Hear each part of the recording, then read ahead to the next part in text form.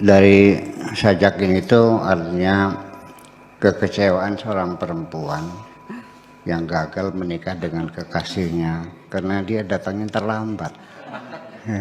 Sorry. Jadi ketika dia mengatakan semoga engkau bahagia, itu adalah kalimat kemarahan sesungguhnya. Dia tidak pernah mendoakan kebahagiaan, semoga engkau bahagia. Itu kamuflase sebetulnya. Buktinya dia begitu pulang banting pintu kok. Ini itu yang perlu kita hayati. Kemudian ada hal penting lagi yang disampaikan bahwa penderitaan, semua orang sanggup memikul penderitaan pada saat penderitaan itu berkesinambungan. Orang yang menderita sejak kecil sampai tua itu orang yang semua orang bisa menanggung penderitaan asalkan berkesinambungan dan sudah lama bergelut dengan penderitaan. Yang berat itu adalah hilangnya kebahagiaan. Jadi kalau Anda jadi orang miskin sejak kecil, Anda tidak bersedih hati Anda jadi orang miskin. Tetapi yang paling parah sampai bisa frustrasi adalah orang yang jatuh miskin yang tadinya kaya. Itu yang harus kita tahu. Dan makanya gelombang cinta itu seperti itu, menghempaskan kapal besar ya gitu. Nah, ini. Kemudian yang kedua lagi yang ingin saya sampaikan ini di halaman ke-6 perlu diurai. Hal ini yang ketiga. Harta kekayaan tidak pernah terlintas dalam pikiranku ketika aku masih anak-anak. Dulu waktu aku anak-anak tidak pernah bercita-cita jadi orang kaya kok. Ya, ini satu poin, satu premisnya seperti itu. Artinya bukan insting bawaan. Orang kepengen kaya itu bukan insting bawaan. Tapi faktor pendidikan dan lingkungan. Andai karena aku tidak dicebokin oleh ibuku, sampai sekarang aku nggak cebok. Kalau aku tidak diajak bicara oleh orang tuaku, sampai hari ini aku tidak bisa berbicara. Kalau aku tidak dikasih baju oleh ibuku, sampai sekarang aku tidak pakai baju. Apakah itu Robinson Crusoe ataupun Ibnu Tufel yang bereksperimen dengan seorang anak manusia yang dipelihara oleh serigala, ya, dipelihara oleh serigala. Ternyata dia jalannya merangkak kok, dan bahasanya bahasa serigala. Bahasa itu. Jadi apa yang kita ini akibat dari insting. Nama bahasa Arabnya al-ghariza al-muktasabah. Insting hasil dari pendidikan dan situasi kondisi yang kita hadapi sehari-hari. Itu bahwa bukan insting bawaan. Yang paling membahagiakan ketika aku kecil adalah dapat bermain dengan kawan-kawan. Itulah kebahagiaan kita waktu kecil. Jadi artinya kalau kita bisa mau berpikir lebih jauh lagi, apa yang sekarang kita butuhkan dalam hidup ini, itu semuanya bukan insting bawaan kok. Akibat dari pendidikan, pembiasaan, dan sebagainya, dan sebagainya. Dulu ketika nenek moyang kita hidupnya masih berburu primitif, tidak ada seorang pun mereka yang bercita-cita ingin punya mobil. Nenek saya orang kaya raya, tapi dia tidak pernah ingin punya TV. Sebabnya apa? Belum ada TV. Tidak pernah ingin punya mobil, yang ada mobil masuk kertas mayanya. Mau lewat mana? Ya, jalan semuanya tanah, berlumpur-lumpur. Kecuali kawin. Itu insting bawaan. Dan insya Allah tidak akan pernah salah masuk kok. Nggak usah diajarin tuh. Karena itu insting bawaan dari Tuhan semuanya ini. Jadi artinya yang perlu kita pahami, Sebenarnya kita hidup susah, ya. Dipaksa kita harus bekerja keras banting tulang, malam jadi siang, siang jadi malam, ya. Tulang kita, keringat kita diperas bekerja siang malam adalah untuk mengikuti keinginan kita. Jadi kalau Anda ingin berbahagia, cobalah langkah pertama lakukan, kurangi keinginan Anda. Artinya itu diseleksi, ya, dipilih, jangan dimunculkan semuanya. Kalau Anda keinginannya tidak dibatasi, seberapa banyaknya rezeki kamu, andaikan Kang Zidni gajinya sebulan 1 miliar, tapi semua keinginannya dimunculkan, saya pastikan Anda pasti tidak cukup dengan gaji 1 miliar. Jadi artinya bahwa logikanya orang memproduksi sesuatu adalah ingin dibeli oleh orang. Karena keinginan sendiri munculnya dari apa? Karena kita melihat. Karena kita melihat orang punya mobil, kita pengen punya mobil. Orang punya motor, kita ingin beli motor.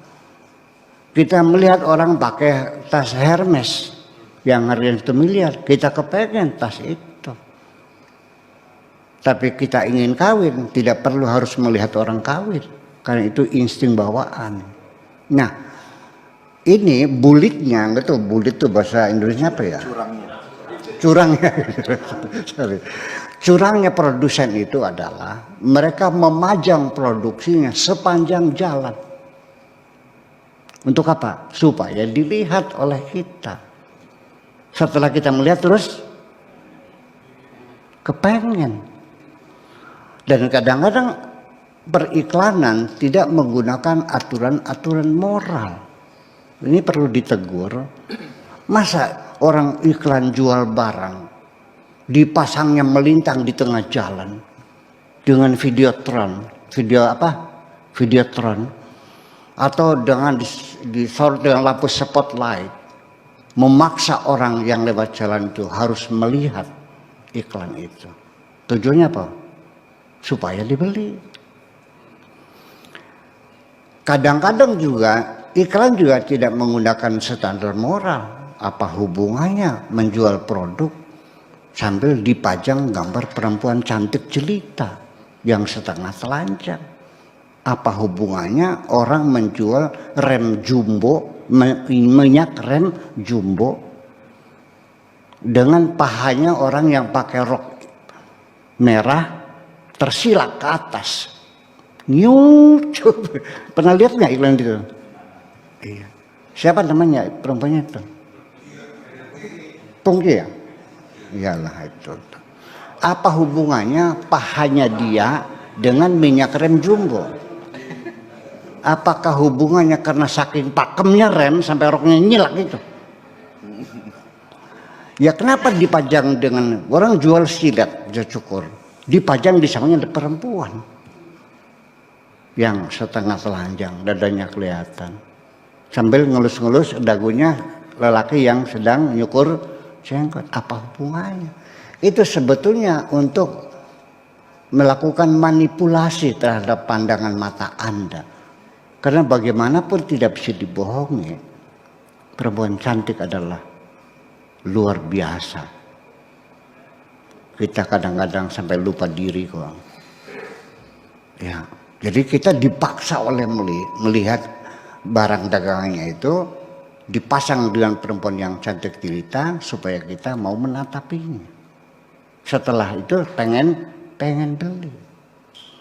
Sampai caranya apapun, sampai diusahakan dengan sedemikian rupa, sampai juga dengan bayar cicilan DP 0, diberi kemudahan-kemudahan. Nah, itu artinya setiap hari kita dirangsang untuk berkeinginan. Ini menjadi cilaka bagi kita semuanya. Makanya keinginan itu mestinya dibatasi, jangan dibiarkan semuanya keluar. Dibatasi juga yang kita munculkan adalah hal-hal yang betul-betul kita butuhkan. Baru hidup kita nyaman kalau yang kita lakukan adalah untuk mendapatkan sesuatu yang kita butuhkan. Sudah. Langkah ketiganya, yang kita butuhkan pun jangan lebih dari standar minimal. Makan butuh nggak? Makan apa? Yang penting asal kenyang, murah nggak? Pakaian butuh nggak? Yang penting bisa menutup aurat, murah nggak? Rumah butuh nggak? Yang penting tidak bocor, murah nggak? Nah, adapun Anda ingin punya rumah yang penting nggak bocor, Allah memberikan rumah gedong, ya alhamdulillah. Kita kan dapatnya rumah gedong, kita juga tidak menderita. Sebab penderitaan kita, kekecewaan kita akibat karena apa yang kita tidak ingin, yang kita inginkan gagal, tidak tercapai. Semakin banyak keinginan, Anda semakin merasakan banyak kecewaan dalam hidup ini. Kemudian setelah kita banyak memiliki harta kekayaan dan sebagainya, sudah cukup? Tidak. Semakin banyak yang Anda miliki, Anda semakin banyak diterpa oleh kesedihan-kesedihan.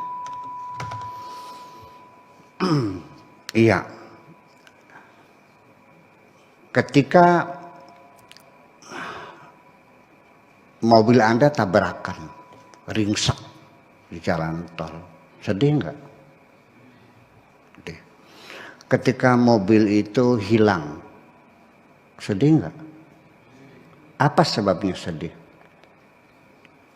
Oke, saya nanya, kalau yang hilang mobilnya Pak Camat, Anda sedih nggak? Enggak. Kenapa nggak sedih? Mobil dapat dikasih. Ya karena bukan mobil saya. Anak Anda hilang, nggak pulang-pulang, panik nggak? Sebabnya apa? Karena anak saya. Kalau yang hilang anaknya Bu Ani, Anda sedih nggak? Kenapa nggak sedih? Jadi kalau begitu, yang menimbulkan rasa sedih hati kita di dunia ini adalah berawal dari karena kita merasa memiliki. Itu. Jadi artinya jangan-jangan orang yang paling bahagia adalah orang yang tidak punya apa-apa. Bitarmi tidak pernah sedih mobilnya hilang. Tahu sebabnya apa? Tidak memiliki mobil. Karena dia tidak pernah pingsan melihat rumahnya terbakar. Sebabnya apa? Dia tidak pernah panik anaknya nggak pulang-pulang. Sebabnya apa? Jadi kalau begitu, yang paling bahagia di dunia adalah orang yang tidak punya apa-apa. Ini dikatakan tuba liman hudiya lil Islam wa kana aishuhu kafafan wa qanaatan. Betapa bahagianya orang yang hidup di dunia tidak punya apa-apa. Karena dia tidak pernah bersedih hati. Ketika Anda tidak pernah bersedih hati dan tidak kecewa, Anda berada di puncak kebahagiaan. Itu yang jadi persoalan. Tetapi secara syariat Anda punya sertifikat. Sertifikat yang miliki itu bukan kepemilikan mutlak sesungguhnya. Itu hanya hak guna pakai. Apapun yang kau miliki adalah hak guna pakai sementara, fasilitas dari Tuhan. Di mana buktinya itu hak pakai sementara? Dapat saya pastikan sejak sekarang bahwa apapun yang Anda miliki suatu ketika harus Anda lepaskan semuanya. Dan ketika Anda pulang kepada Tuhan, kain kafan yang akan menyelimuti tubuhmu, insya Allah tidak ada kantongnya kok. Semuanya ditinggal. Jadi artinya ketika kita meyakini bahwa semua yang ada hanyalah fasilitas, inventaris dari Tuhan selama kita di dunia dan kita akan kembali kepadanya dan yang kita miliki akan kita tinggalkan. Apa saja yang kita kumpulkan dan akhirnya kita tinggalkan, itu adalah main-main semuanya. Jadi ketika Anda itu bisa meyakini bahwa ini semuanya hak guna pakai sementara, semuanya adalah milik Tuhan, seperti firman-Nya, lillahi ma fis samawati wa ma fil ardi, bahwa semua yang ada di langit, yang ada di bumi adalah milik Tuhan, dan Anda melepaskan diri Anda dari rasa memiliki, sejak itu Anda akan berada di puncak kebahagiaan. Terima kasih.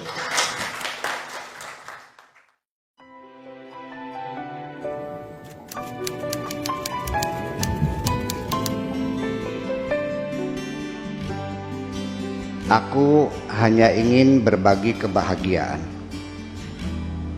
dan tidak menggurui siapapun. Terlalu sulit bagiku untuk menyalahkan siapapun. Akan tetapi apabila ada orang yang ingin mengisi raporku, tentu aku sangat gembira sekali. Dan kujamin aku tidak akan sakit hati sedikit.